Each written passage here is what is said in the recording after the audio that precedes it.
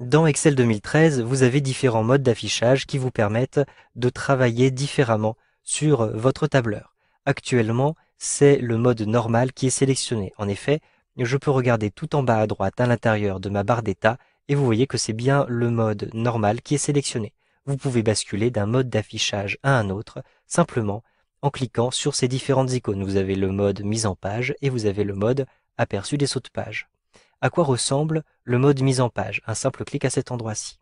Vous avez ici maintenant les en-têtes de page et les marges qui apparaissent sur les côtés. Vous pouvez facilement naviguer à travers cette mise en page simplement en utilisant ici les barres de défilement. Je clique sur la barre de défilement ici, je maintiens appuyé et je déplace l'ascenseur pour naviguer, vous le voyez, horizontalement à l'intérieur de ce tableur. Vous pouvez aussi utiliser la barre de défilement horizontale. Je clique ici sur la barre de défilement, je maintiens appuyé et je déplace le curseur de la souris vers la droite pour voir les différentes pages qui se trouvent ici sur les côtés. Vous pouvez ainsi facilement naviguer et voir comment sont organisées vos pages.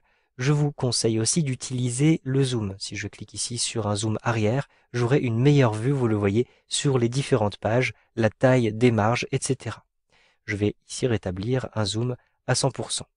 Sachez que vous pouvez aussi réduire les espaces entre les pages. En effet, vous avez ici, vous le voyez, une petite zone entre les deux pages. Si je clique dessus, je vais simplement masquer les espaces entre les pages. Vous aurez ainsi une vue qui vous permettra de voir quelles sont les différentes cellules qui sont attribuées par page.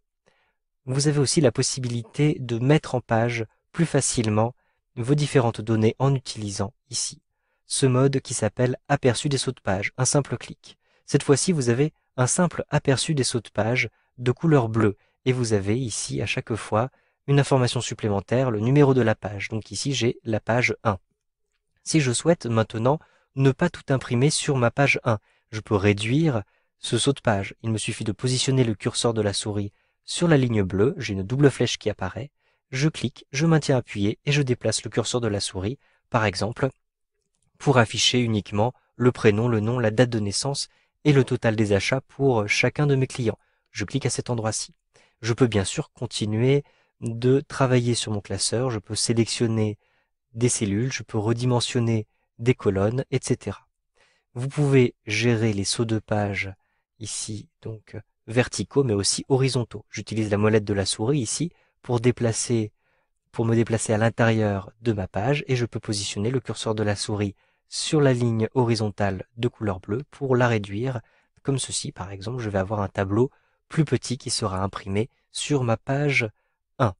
Une fois que vous avez fait ces différentes modifications, sachez que elles ne s'appliquent qu'à une feuille. En effet, si je me rends maintenant dans la page région, je me retrouve à nouveau avec le mode normal et je peux de la même manière définir l'affichage, ici l'affichage donc en mode mise en page ou bien en mode aperçu des sauts de page.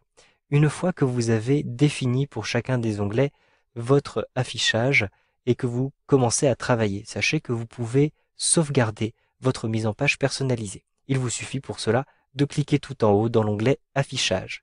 À l'intérieur de l'onglet affichage, vous retrouvez ici sur la gauche les différents modes d'affichage avec saut de page, normal, etc. Et vous avez l'affichage personnalisé. Je clique sur personnaliser et je vais retrouver une liste de mise en page, ou plutôt de modes d'affichage personnalisé. Je peux ajouter, donc pour l'instant vous le voyez, j'en ai aucun. Je clique simplement sur ajouter, je vais ajouter par exemple le mode d'affichage, je vais l'appeler Albert Moreau. Ici je peux inclure dans l'affichage les paramètres d'impression et les paramètres des lignes et des colonnes masquées. Je clique sur OK. Maintenant, mon mode d'affichage a été sauvegardé.